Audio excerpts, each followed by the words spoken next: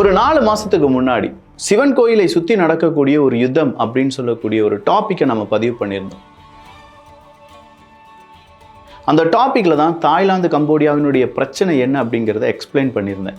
அந்த பிரச்சனை ஏன் தொடங்கிச்சு, இப்போ எப்படி நிற்கிறது, இதனால் என்னென்ன பாதிப்புகள் வரும் அப்படிங்கிறத கம்ப்ளீட்டாக அந்த வீடியோவில் நம்ம எக்ஸ்பிளைன் பண்ணியிருந்தோம். அதுக்கு அடுத்தபடியாக டொனால்டு ட்ரம்ப் அவர்கள் சொன்ன பொய் அப்படின்னு சொல்லக்கூடிய ஒரு வீடியோவில் அவருடைய 8 யுத்தம் அப்படிங்கிற ஒரு அலிகேஷன் இருக்குல்ல, இல்லை அவர் நான் தான் 8 யுத்தத்தை நிப்பாட்டினேன், அமைதிக்கான நோபல் பிரைஸ் எனக்கு தான் கிடைக்க வேண்டும் அப்படின்னு சொல்லி அவரும், கண்டிப்பாக அந்த மனுஷனுக்கு நோபல் பிரைஸ் கிடைக்கலன்னா நோபல் பிரைஸுக்கு அவமானம் அப்படின்னு சொன்ன பாகிஸ்தானுடைய பிரைம் மினிஸ்டர் ஷெபாஸ் ஷெரீஃப் அவர்களும் அப்படின்னு சொன்னவங்க 2 பேருமே முதல் யுத்தமாக ட்ரம்ப் அவர்கள் நிப்பாட்டின யுத்தம் தாய்லாந்து கம்போடியா யுத்தம் தான். அப்படியே நிப்பாட்டு. அப்போ இன்றளவும் தாய்லாந்து கம்போடியா யுத்தம் நடந்துட்டுருக்கான்னு கேட்டால் எஸ், ஆப்வியஸ்லி நடந்துட்டுருக்கு. இன்றைக்கும் 5 லட்சம் பேர் இதனால் பாதிப்படைஞ்சிருக்காங்க. கிட்டத்தட்ட 40க்கும் அதிகமான சாதாரண பொதுமக்கள் உயிரிழந்திருக்கிறார்கள். தாய்லாந்தில் ஒரு 20க்கும் அதிகமான இராணுவ வீரர்கள், கம்போடியாவில் ஒரு 17க்கும் அதிகமான இராணுவ வீரர்கள் அவங்களுடைய உயிரை தியாகம் பண்ணியிருக்காங்க. ராக்கெட் லான்ச்சர்ஸ், ஃபைட்டர் ஜெட், இது எல்லாமே தாய்லாந்து கம்போடியா எல்லையோரமாக நிறுத்தப்பட்டிருக்கிறது. பீரங்கிகள் அவங்களுடைய குண்டுகளை வீசுவதற்கு தயாராகி கொண்டிருக்கிறார்கள். இதெல்லாம் ஏன்? இந்த தாய்லாந்து கம்போடியா யுத்தத்தை நிப்பாட்டிட்டேன்னு சொன்ன ட்ரம்ப் அவர்கள் என்ன சொல்ல போகிறார்?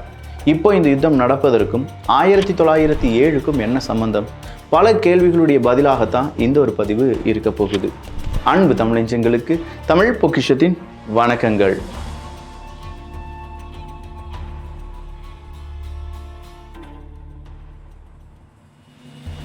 பொதுவாக 2 நாடுகள் இருப்பாங்க. இந்த 1940க்கு முற்பட்ட காலத்தில் இருக்கக்கூடிய வரலாறுலாம் நம்ம எடுத்து பார்த்தோம்னு வச்சுக்கோங்களேன். 2 நாடுகள் தான் இந்த யுத்தங்களுக்கும் ஒரு நாட்டினுடைய 2 நாடுகளுடைய பிரச்சனைக்கும் காரணமாக இருக்கும்.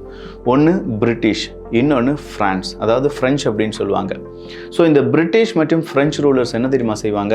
ஒரு நாட்டை ஆக்கிரமிப்பு செஞ்சிட்டாங்கன்னா அந்த நாட்டை விட்டு அவங்க போக வேண்டிய நேரம் வந்துருச்சு, அங்கே இருக்கக்கூடிய மக்கள் எல்லாம் விழிப்படைந்து விட்டார்கள், இதுக்கு மேலே அந்த நாட்டில் சுரண்டுவதற்கு எதுவுமே கிடையாது அப்படின்னு சொல்லக்கூடிய நேரத்தில், வாங்க நான் ஒரு மேப்பை கிரியேட் பண்ணியிருக்கேன், இந்த பகுதி உன்னுடையது, அந்த பகுதி இவனுடையது அப்படின்னு சொல்லி வச்சுட்டு கிளம்பிடுவாங்க.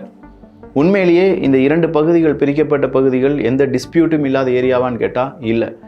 ஏகப்பட்ட டிஸ்பியூட் இருக்கக்கூடிய ஏரியாவை வேணுமனே இவனை நிம்மதியாகவே வாழ்ந்துடக்கூடாது அப்படின்னு சொல்லி இப்படி சரிபாதியாக பிரிக்கிறோங்கிற பேரில் பிரித்து விட்டுட்டு போயிட்டே இருப்பாங்க.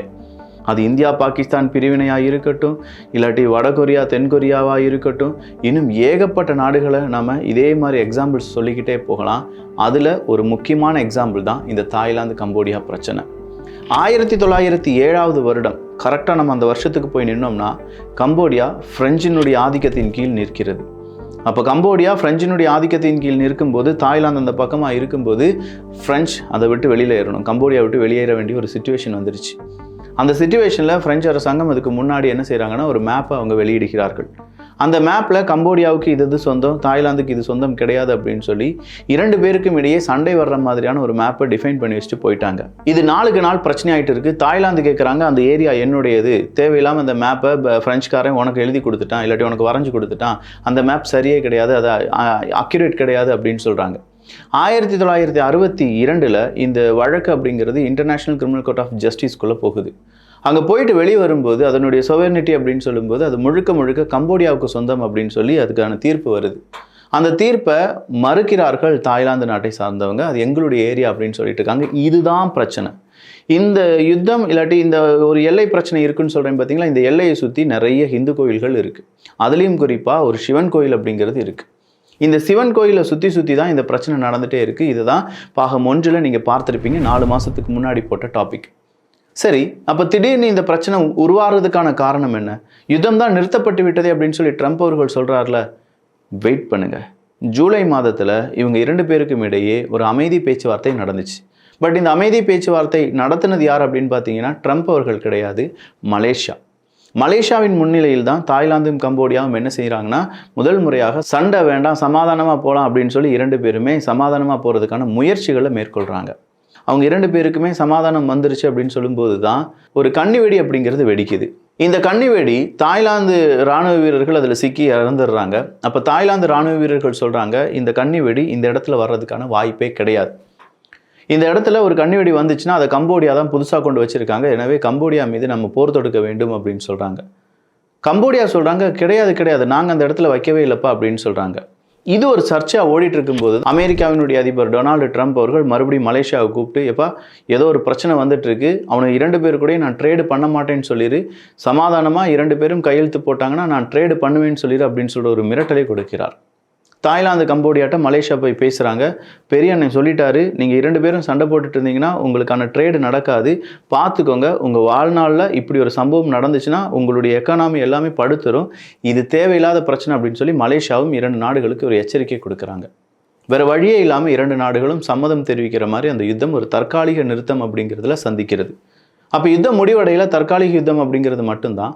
சரி, இந்த தற்காலிக யுத்த நிறுத்தம் அப்படின்னு சொல்லும்போது 2 பேருக்கும் டேர்ம்ஸ் அண்ட் கண்டிஷன்ஸ், சாதாரணமாக வீடை வாடகைக்கு எடுக்கும்போதே 1000 டேர்ம்ஸ் அண்ட் கண்டிஷன்ஸ் போடப்படுது இல்லை. ஒரு யுத்தம், ஒரு பார்டர் ஏரியாவை நீ வச்சுக்கோ நான் வச்சுக்கிறேன் அப்படின்னு சொல்லி பிரித்து வச்சுருக்காங்க. அதில் ஒரு சமாதான உடன்படிக்கை ஏற்பட்டிருக்கிறது அப்படின்னு சொல்லும்போது அதில் சில பல கண்டிஷன்ஸ் அப்படிங்கிறது இருக்குது.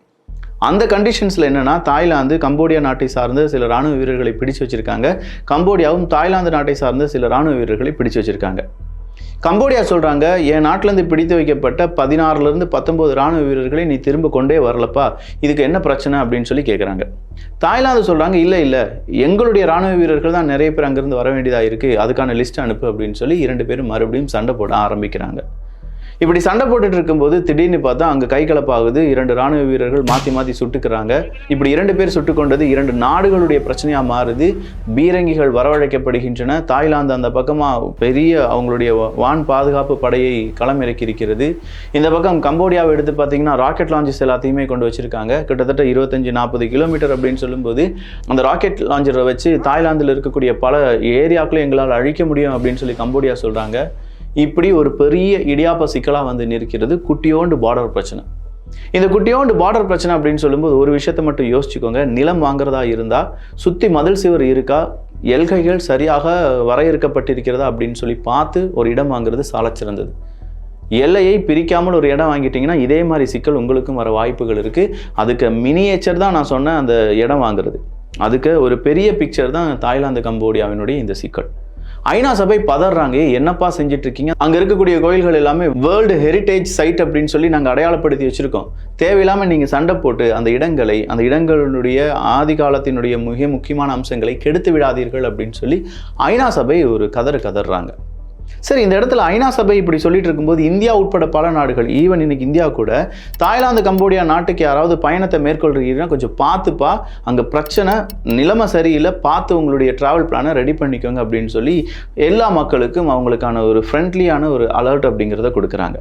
இந்த ஃப்ரெண்ட்லி அலர்ட் எல்லாம் ஒரு புறம் இருக்கட்டும், திடீர்னு பார்த்தா இந்த யுத்தத்துக்குள்ளே சீனா குதிக்குது. ஏன்டா சீனா உள்ளக்க நீ வந்திருக்க, உனக்கும் இவங்களுக்கு என்னடா பிரச்சனை அப்படின்னு சொல்லி பார்க்கும்போது சீனா ஒரு பகீர் உண்மையை வெளியில் சொல்கிறாங்க. தாய்லாந்து என்ன செஞ்சுருக்காங்க, கம்போடியா நாட்டில் இருக்கக்கூடிய பல ஏரியாக்கள், பார்டர் ஏரியாக்கள், அவங்களும் கொஞ்சம் குக்கிராமமாக இருக்கக்கூடிய ஏரியாக்கள் எல்லாத்துலேயுமே அவங்களுடைய தாக்குதலை நடத்துகிறாங்க. குறிப்பாக இதை தாய்லாந்து ஃபோர்ஸ் அவங்களுடைய இராணுவ வீரர்கள் தாக்குதல் நடத்தும் போது கம்போடியாவுக்குள்ளே ஒரு சீனாவினுடைய ஃபேக்ட்ரி, ஒரு ஆஃபீஸ் ஒன்று இருக்குது. அந்த ஆஃபீஸுக்கு எதிராகவும் தாய்லாந்து என்ன செஞ்சிடறாங்கன்னா பெரிய தாக்குதலை நடத்தி முடிச்சிடுறாங்க. இதனால் சீனாவை சார்ந்த பல நபர்கள் உயிரிழந்திருக்கலாம் அப்படின்னு சொல்லி அஞ்சப்படுகிறது. ஏகப்பட்ட பேருக்கு காயங்கள் ஏற்பட்டிருக்கிறது அப்படிங்கிற தகவல் எல்லாமே சீனாவுக்கு பரவுது. சீனா தாய்லாந்துக்கு எச்சரிக்கை கொடுக்குறாங்க, ஏன் தாய்லாந்து இப்படி செஞ்ச, எங்களுடைய நேஷனல்ஸ் தான் அங்கே இருந்தாங்க, அவங்கள நீ போய் அடிச்சிருக்கே, உனக்கு எதிராக நாங்கள் என்ன செய்ய போகிறோம் தெரியுமா அப்படின்னு சொல்லி தாய்லாந்தை மிரட்டுறாங்க சீனா. மிரட்டினதோடு மட்டும் இல்லாமல் தாய்லாந்துக்கு எதிரான, தாய்லாந்தினுடைய இராணுவத்துக்கு எதிரான குட்டி தாக்குதலையும் சீனாவினுடைய ஃபோர்ஸ் வித் கம்போடியாவினுடைய உதவியுடன் செய்கிறார்கள். ஸோ இந்த யுத்தத்தில் 3வது ஒரு நாடு வந்துருச்சு அப்படின்னு சொல்லி இப்போ எல்லாருமே சீனாவை பற்றி பேசிகிட்டு இருக்கும்போது தான் தாய்லாந்து கம்போடியா பிரச்சனை அடுத்த கட்டத்துக்கு போகுது. பார்டர் ஏரியாவில் முழுவதுமாகவே பீரங்கிகள் நிறுத்தப்பட்டிருக்கிறது அப்படின்னு சொல்லி பார்த்தோம். கம்போடியாவை பொறுத்த வரைக்கும் அவங்க B-21 ராக்கெட் லான்ச்சஸ் 30-40 கிலோமீட்டர் போகக்கூடிய இந்த BM-21 லான்ச்சஸ் அப்படிங்கிறத நிப்பாட்டியிருக்காங்க. தாய்லாந்தை பொறுத்த வரைக்கும் அவங்களுடைய ஆர்ட்லரியாக இருக்கட்டும், அவங்களுடைய விமானப்படையாக இருக்கட்டும், இது எல்லாமே உடனுக்குடன் இருக்க வேண்டும், சரியான அட்டாக்காக நடத்தணும் அப்படின்னு சொல்லி தாய்லாந்து அவங்களுடைய படையை குவித்து வருகிறார்கள்.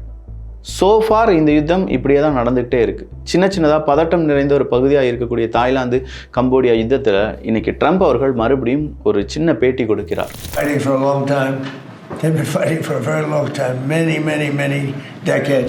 அப்போ ட்ரம்ப் அவர்களை பார்த்து கொஞ்சம் பேர் கேட்குறாங்க, சார் நீங்கள் தான் இந்த யுத்தத்தை நிப்பாட்டிட்டேன்னு சொன்னீங்க, இந்த யுத்தம் இன்னும் கண்டினியூ ஆகிட்டு இருக்கே அப்படின்னு சொல்லி கேட்கும்போது ட்ரம்ப் அவர்கள் சொல்கிறார், எஸ், அந்த யுத்தத்தை நான் நிப்பாட்டிட்டேன், பட் இப்போ நடக்கிறது அது சம்பந்தமாக வேறொரு யுத்தம். With Thailand and Cambodia, I think I can get them to stop fighting. Who else can do that? Think of it. Settle 8 wars. இதை தீர்ப்பதற்கும் இதில் என்ன பிரச்சனை இருக்குது அப்படிங்கிறத கண்டுபிடிப்பதற்கும் எனக்கு டைம் எடுக்கும். அதுக்கான டிஸ்கஷன் அப்படிங்கிறத வியாழக்கிழமை, வெள்ளிக்கிழமை, சனிக்கிழமைக்குள்ளே நான் செஞ்சு முடிச்சிடுவேன் அப்படின்னு சொல்கிறார். இந்த வீடியோ நீங்கள் பார்க்கும்போது கரெக்டாக வெள்ளிக்கிழமையாக இருக்கலாம். நம்ம ஊர் வெள்ளிக்கிழமை. அப்போ அவங்களுக்கு இன்னும் வெள்ளிக்கிழமை ஆகலாம். அங்கே ஆகும்போது இதற்கான பெரிய டிஸ்கஷனில் அமெரிக்காவினுடைய அதிபர் ட்ரம்ப் அவர்கள் ஈடுபடுவார் அப்படின்னு சொல்லப்படுது. சரி, இது கண்டிப்பாக தாய்லாந்து பிரச்சனை இல்லாட்டி கம்போடியா பிரச்சனை அப்படின்னு சொல்லி 2 நாட்டினுடைய பிரச்சனையான்னு கேட்டால் இல்லை. இது ஆசிய நாடுகளுடைய பிரச்சனை. ஆசிய நாடுகளுடைய ஒற்றுமைக்கு ஏற்பட்டிருக்கக்கூடிய சிக்கல். இந்த சிக்கலை பெரிதுபடுத்துவதற்கு அமெரிக்கா உட்பட பல நாடுகள் ட்ரை பண்ணுவாங்க. இந்த சிக்கலை தனக்கு சாதகமாக பயன்படுத்துவதற்கு சீனா ட்ரை பண்ணுவாங்க. 2 நாடுகள் அவங்களுடைய எதிர்காலத்துக்காக போராடிட்டு இருக்கும்போது இந்தியாவுக்கும் அது சிக்கலை ஏற்படுத்தும் என்பதில் மாற்று கருத்தே கிடையாது. ஏன்னா இவங்க ஆசிய நாடு தானே. அப்படிப்பட்ட ஒரு பெரிய சிக்கலில் தான் இப்போ இந்த தாய்லாந்து கம்போடியா யுத்தம் அப்படிங்கிறது நிற்கிறது. ஸோ தாய்லாந்து கம்போடியா யுத்தம் சாதாரண யுத்தம் கிடையாது. அது 1907 தொடங்கப்பட்டு 2025 வரை கண்டினியூ ஆகிட்டு இருக்கு. அது ஏன் கண்டினியூ ஆகிட்டு இருக்கு, எதனால் கண்டினியூ ஆகிட்டு இருக்கு, என்ன பிரச்சனைகள் நடந்திருக்கு அப்படிங்கிற A to Z இன்ஃபர்மேஷன் இந்த ஒரு வீடியோலேருந்து உங்களுக்கு கிடைச்சிருக்கும் அப்படின்னு சொல்லி நான் நம்புகிறேன். இதே மாதிரி ரொம்ப இன்ஃபர்மேட்டிவான வித் வெரிஃபைடு நியூஸ் எல்லாம் தெரிந்து கொள்வதற்கு தமிழ் பொக்ஷம் சேனலை சப்ஸ்கிரைப் பண்ணிக்கோங்க. நல்லதை பகிர்ந்து ஷேர் பண்ணி, ஷேர்னா தட்டி விடுங்க எங்கள் ஃப்ரெண்ட்ஸுக்கு, ஃபேமிலிஸுக்கு. நல்ல சமுதாயத்தை உருவாக்குவோம். நன்றி, வணக்கம்.